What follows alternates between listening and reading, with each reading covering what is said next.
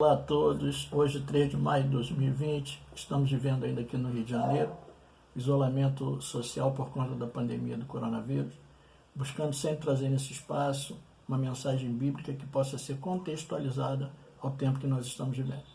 Hoje eu quero compartilhar com vocês um dos milagres de Jesus que se refere à multiplicação dos pães e dos peixes, que se encontra no Evangelho de João, no capítulo 6, mas também você pode encontrá-la em Mateus, em Marcos e em Lucas. Então esse milagre ele é relatado nos 4 evangelhos. Cada escritor, cada autor dá uma visão, uma interpretação um pouco diferente da outra. Ou seja, é o mesmo fato, o mesmo evento, mas sendo abordado de uma maneira diferente. Em João, no capítulo 6, no verso 1, diz assim: algum tempo depois, Jesus partiu para outra margem do mar da Galileia, ou seja, do mar de Tiberíades. E grande multidão continuava a segui-lo, porque viram os sinais milagrosos que ele tinha realizado nos doentes. Então Jesus subiu ao monte e sentou-se com os seus discípulos. Estava próxima à festa judaica da Páscoa. Levantando os olhos e vendo uma grande multidão que se aproximava, Jesus disse a Filipe: onde compraremos pão para esse povo comer? Fez essa pergunta apenas por pura prova, pois já tinha em mente o que ia fazer. Filipe lhe respondeu: 200 denários não comprariam pão suficiente para que cada um recebesse um pedaço. Outro discípulo, André, irmão de Simão Pedro, tomou a palavra: aqui está um rapaz com 5 pães de cevada e 2 peixinhos. Mas o que é isso para tanta gente? Disse Jesus: mande o povo assentar-se. Havia muita grama naquele lugar e todos se assentaram. Eram cerca de 5.000 homens. Então Jesus tomou os pães, deu graças e repartiu entre os que estavam assentados, tanto quanto queriam, e os fez mesmo com os peixes. Depois que todos receberam o suficiente para comer, disse aos seus discípulos: ajunte os pedaços que sobraram, que nada seja desperdiçado. Então eles se ajuntaram, encheram 12 cestos com os pedaços de 5 pães de cevada deixados por aqueles que tinham comido. Depois de ver o sinal milagroso que Jesus tinha realizado, o povo começou a dizer: sem dúvida, este é o profeta que devia vir ao mundo. Sabendo Jesus que pretendiam proclamá-lo rei à força, retirou-se novamente sozinho para o monte. Então esse texto nos mostra que Jesus realiza um milagre para alimentar uma multidão, e esse milagre acontece na região da Galileia, como podemos ver no verso 1, que diz assim: algum tempo depois Jesus partiu para outra margem do mar da Galileia, ou seja, do mar de Tiberíades. E a Galileia era uma região que sofria muito preconceito na época de Jesus, porque era uma região habitada por um povo mesclado, um povo misto, e considerado pelos judeus de outras regiões pessoas incultas, pessoas grosseiras. Era uma região pobre. Então, essa região, esse povo, sofria um preconceito. E Jesus começa o seu ministério a partir dessa região da Galileia. E ele foi criado também nessa região, que Jesus foi criado em Nazaré. Nazaré pertence à região da Galileia. E é interessante que quando Jesus chama os seus discípulos, e um dos seus discípulos, Natanael, irmão de Filipe, que é citado aqui nessa passagem, Filipe chama o seu irmão, diz que encontrou o Cristo, o Salvador, e Natanael questiona se de Nazaré poderia vir alguma coisa boa. Então essa era a visão que se tinha acerca da Galileia. E exatamente nesse contexto que Jesus faz esse milagre e que Jesus inicia e desenvolve boa parte do seu ministério. Então essa é a primeira observação que eu quero fazer aqui, deixar registrado aqui, é que contexto vivia Jesus em meio a esse milagre. E no verso 2, nós vemos João descrever assim, que grande multidão continuava a segui-lo porque viram os sinais milagrosos que ele tinha realizado nos doentes. Ou seja, era um tempo de muita popularidade para Jesus. Jesus já era popular e ele tinha dificuldade de se locomover, porque aonde ele ia, a multidão o seguia. E a motivação da multidão eram os milagres que Jesus realizava. E no verso 3, nós podemos ver uma outra citação que diz: então Jesus subiu ao monte e assentou-se com seus discípulos. Estava próxima a festa judaica da Páscoa. Levantando os olhos e vendo uma grande multidão e se aproximava, Jesus disse a Filipe: onde compraremos pão para esse povo comer? E é interessante que esse povo olha para Jesus com a expectativa de cura, com a expectativa de milagre, e Jesus olha para esse povo sabendo que ele pode fazer e pode curá-lo, mas Jesus não fica apenas com esse aspecto, com esse olhar. Jesus olha para uma outra necessidade que esse povo tem, é de comer, é de ser alimentado. Então o que Jesus nos ensina aqui? Que nós não podemos olhar para um evento, para uma situação apenas por um aspecto. Nós temos que ter um olhar diversificado acerca daquilo que nos cerca. Nós estamos enfrentando uma pandemia, estamos enfrentando isolamento, e aí nós ficamos numa decisão difícil, temos que nos isolar para não nos contaminar, mas por conta do isolamento também as coisas fecham, a economia passa por dificuldade e o povo tem que ser alimentado. Então nós precisamos olhar para a questão da doença como Jesus olhou e olhava para os doentes, mas também precisamos olhar para a necessidade de alimentação, a necessidade que as pessoas têm de alimentação. E essas pessoas, pelo tempo, elas estavam com fome, elas teriam fome. E de fome, Jesus entendia bem, porque ele passou 40 dias e 40 noites no deserto, em jejum. E você encontra esse fato referente a Jesus lá em Mateus, no capítulo 4. E quando Jesus enfrenta essa dificuldade, essa fome, e lá o texto de Mateus relata que o diabo chega para Jesus e quer questionar Jesus para que Jesus, como Filho de Deus, fizesse um milagre, transformasse pedras em pães. Jesus cita Deuteronômio 8:3 e diz para ele: nem só de pão viverá o homem, mas de toda palavra que sai da boca de Deus. Então Jesus acentua que o homem precisa da palavra de Deus, precisa do alimento espiritual, mas ele também precisa do alimento natural. E aqui Jesus cuida de uma parte e cuida da outra. E é interessante que Jesus aqui apresenta duas ações com duas palavras que não existiam lá no seu tempo, mas são contextualizadas para nós aqui, muito própria nas ciências sociais, principalmente na sociologia e na psicologia, que entendem bem dessas duas palavras, que se referem a empatia e altruísmo. Empatia significa se colocar no lugar do outro. E Jesus podia se colocar bem no lugar daquelas pessoas relativa à fome, porque ele tinha passado pela fome. E o altruísmo se revela a manifestação do amor ao próximo, desinteressado. Então, Jesus exerceu aqui a empatia e o altruísmo. E ele ensinou aos seus discípulos, e ensina para nós nesse tempo, ensinou aos seus discípulos naquele tempo e ao longo da trajetória deles, e nos ensina nesse tempo que muitos estão enfrentando dificuldade, que muitos já estão passando fome e vão passar fome, para que nós possamos ter empatia e altruísmo. Isso eu vejo que nós podemos aprender aqui a partir desse texto. Lá no verso 5, a partir do verso 5, diz assim: levantando os olhos e vendo uma grande multidão que se aproximava, Jesus disse a Filipe: onde compraremos pão para esse povo comer?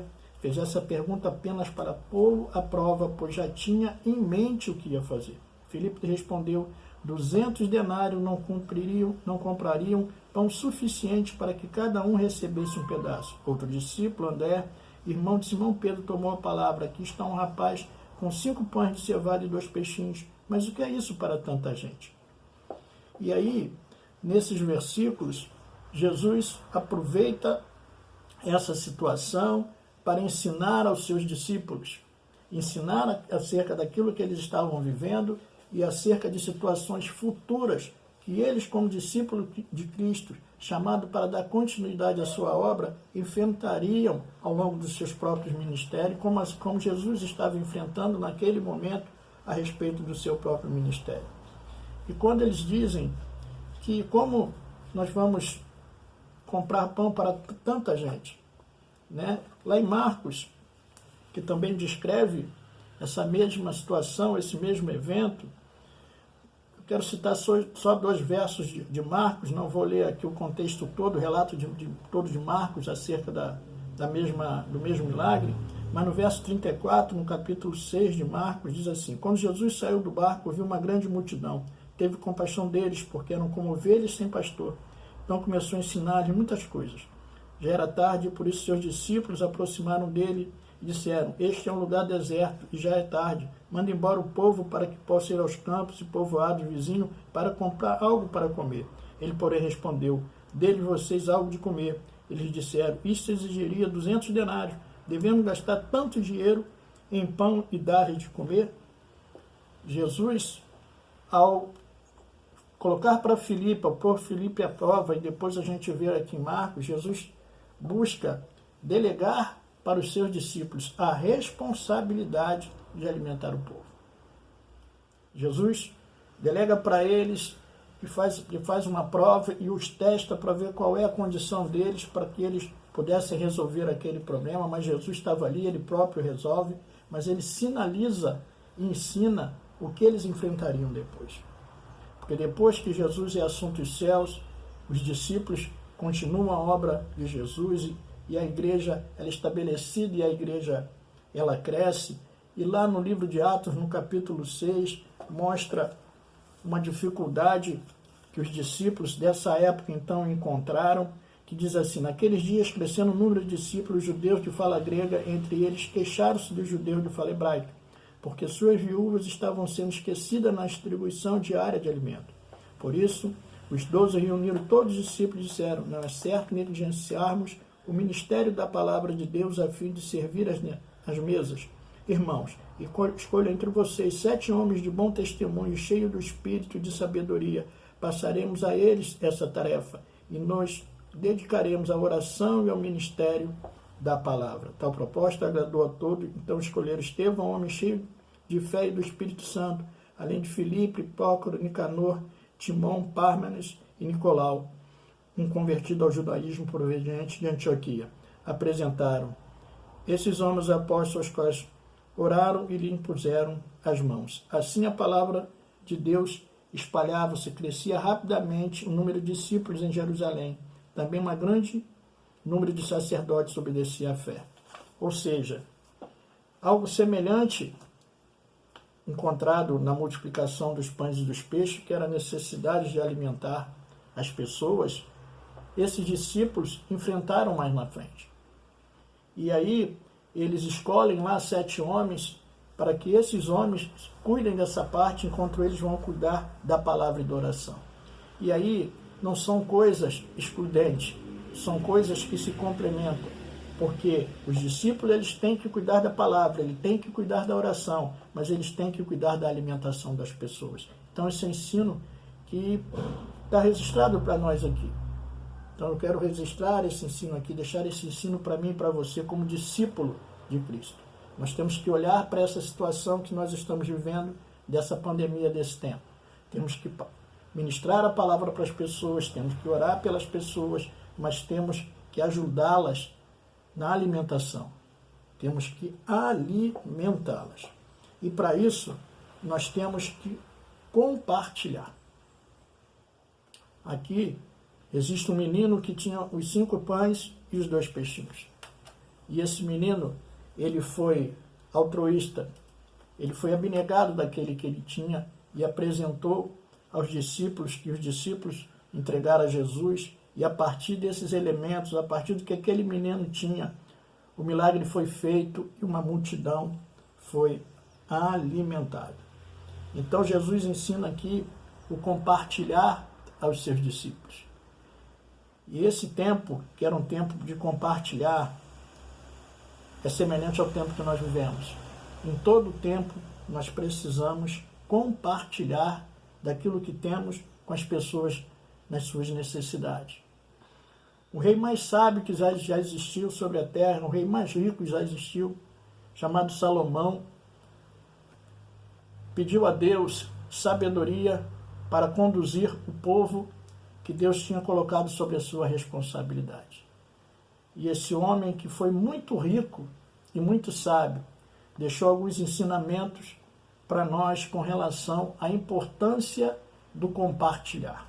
Lá em Eclesiastes, no capítulo 11, no verso 1 e 2, Salomão nos ensina assim: lance o seu pão sobre as águas e depois de muitos dias você o achará. Reparta o que você tem com 7, até mesmo com 8, pois você não sabe que desgraça poderá cair sobre a terra.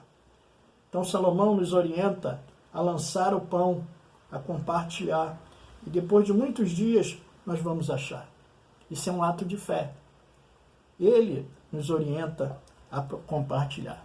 Embora um homem muito rico nos ensina a compartilhar. Nós vivemos num contexto que muitas pessoas ricas existem, mas essas pessoas precisam, nesse tempo que nós estamos vivendo, seguir a orientação do homem rico que foi Salomão e compartilhar com aqueles que não têm. Jesus atendeu os pobres da Galileia. E nós temos os pobres do nosso tempo. Que os ricos possam se dispor a compartilhar. Mas não somente eles que têm mais, mas todos nós que temos que compartilhar, é um ato de fé. Lá em Provérbios, no capítulo 11, no verso 24 e 25, Salomão também falando acerca do compartilhar, declara assim: a quem dê generosamente vê alimentar suas riquezas, e aumentar suas riquezas. Outros retêm o que deveriam dar e caem em pobreza. O generoso prospera, quem dá alívio aos outros, alívio receberá. Repetindo, a quem tem generosamente e vê aumentar suas riquezas. Outros o que deveriam dar, outros retêm o que deveriam dar e caem em pobreza. O generoso prospera, quem dá alívio aos outros, alívio receberá. Então Salomão nos ensina que o generoso prospera. Quem alivia o outro será aliviado. Então esse é um tempo de nós exercermos a nossa generosidade, que nós possamos exercer a nossa fé e compartilhar com aquilo que temos. Compartilhar para que os outros não tenham falta. Esse é um ensino importante, e para mim é o principal que eu vejo nesse milagre. Muitos ensinos tem aqui, eu já compartilhei até aqui alguns, mas esse para mim é um ensino central dessa passagem e relacionada ao tempo que nós estamos vivendo. É um tempo de compartilhar. E seguindo, Jesus ensina que todos devem ter alimento, né? Que todos devem ser alimentados. No verso 10, a partir do verso 10, diz assim: disse Jesus, mande o povo assentar-se. Havia muita grama naquele lugar e todos se assentaram. Eram cerca de 5.000 homens. Então Jesus tomou os pães, deu graças e repartiu entre os que estavam assentados, tanto quanto queriam, fez o mesmo com os peixes. Depois que todos receberam o suficiente para comer, disse aos seus discípulos: ajunte os pedaços que sobraram, que nada seja desperdiçado. Então eles ajuntaram e encheram 12 cestos com os pedaços de 5 pães de cevada, deixados por aqueles que tinham comido. Depois que todos receberam o suficiente para comer, disse aos discípulos: ajunte os pedaços que sobraram. Todos foram alimentados. Ninguém ficou sem se alimentar. E ainda sobrou. Então, que nesse tempo que nós estamos vivendo, e o tempo que ainda vamos viver em meio a essa dificuldade pela pandemia do vírus que estamos vivendo, que ninguém fique sem comer, que ninguém fique sem um alimento cotidiano, que eu e você possamos compartilhar generosamente para que nesse tempo ninguém fique sem comer. E lembrando de um grande amigo que eu tenho, e uma das pessoas mais generosas em termos de compartilhar do que tem com outros, o nome dele é Reinaldo, é um diácono com quem eu tenho o privilégio de congregar, conversando com ele a respeito desse tempo. Ele fez uma citação para mim, que está guardada no meu coração. Ele falou que depender de mim, o meu irmão ou o meu vizinho só passará fome se não compartilhar o que eu tenho. Então, se depender de mim, as pessoas não passarão fome. Então, isso é muito forte. Eu me emociono aqui, porque esse é um tempo de exercermos um cristianismo verdadeiro, como Jesus deixou registrado lá: amar ao próximo como a si mesmo. É nesse contexto que nós vamos provar o nosso amor cristão. É nesse contexto que vai valer para nós a palavra de Deus. E que nós possamos ser cristãos de fato e de verdade nesse tempo. E nesses últimos versos que eu citei, Jesus também orienta para que guarde, junte tudo para que não se perca. Então nós também precisamos aprender a economizar nesse tempo, a não desperdiçar nesse tempo. Jesus nos dá aqui uma aula de economia. Então esse é um tempo que nós precisamos administrar bem o que nós temos. Administrar bem o que nós temos e evitar o desperdício. Porque esse é um tempo que sinaliza de escassez, de dificuldade. Então aprenda aí. Aprenda a guardar, a não desperdiçar aquilo que você tem. E nesse contexto, os discípulos falaram: só tem 5 pães e 2 peixinhos. E talvez o que você tenha hoje, ou o que você tenha vivido durante esse tempo, aos seus olhos, aos olhos humanos, é pouco. Mas como Jesus fez e apresentou ao Pai. Apresente ao Pai aquilo que você tem. Consagre ao Pai aquilo que você tem. Isso é um ato de fé.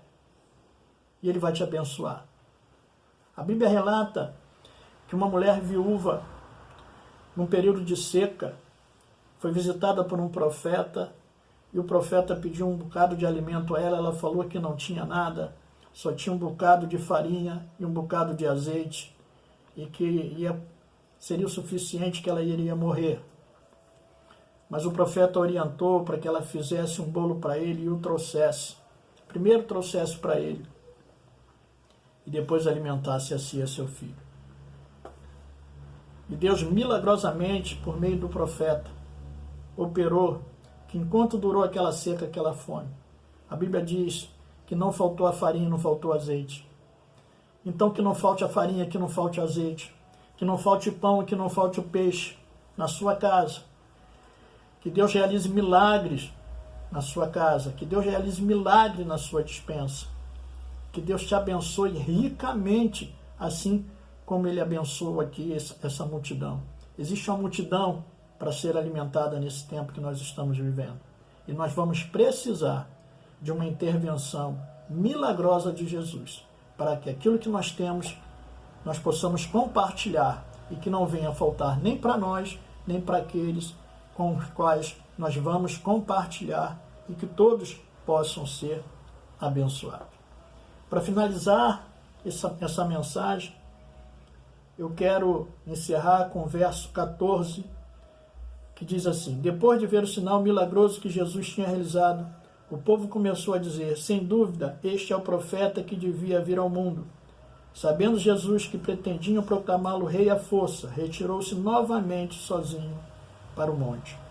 Ou seja, por conta dos seus milagres, ele foi reconhecido, e aí a multidão, por conta dessas ações benéficas de Jesus sobre eles, projetavam fazê-lo rei, um rei humano. Mas Jesus rejeita tirar proveito dessa multidão e não usa a multidão para o seu benefício próprio, e não cede à tentação do poder humano. O que eu entendo aqui? Que nesse tempo que nós estamos vivendo, quando muitos buscam atender ao povo, mas na realidade, em muitos casos, estão vendo as suas necessidades, as suas questões pessoais, buscando se beneficiar do povo, Jesus nos ensina a não tirar proveito do povo. Pelo contrário, venha beneficiar o povo e não se beneficiar do povo. Que possa ser assim nesse tempo, para nós e para todos aqueles que têm uma responsabilidade de conduzir um povo, seja na nossa nação, seja em outra nação, seja em que contexto for. Seja em que contexto for.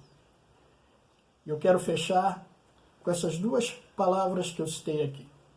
empatia e altruísmo. Que possamos ser empáticos, que possamos ser altruístas, que possamos estar abertos para compartilhar e para abençoar. Que seja um tempo sinalizado como de fome, mas que seja um tempo de fartura, em nome de Jesus. Fique com essa palavra, que Deus lhe abençoe ricamente, em nome de Jesus.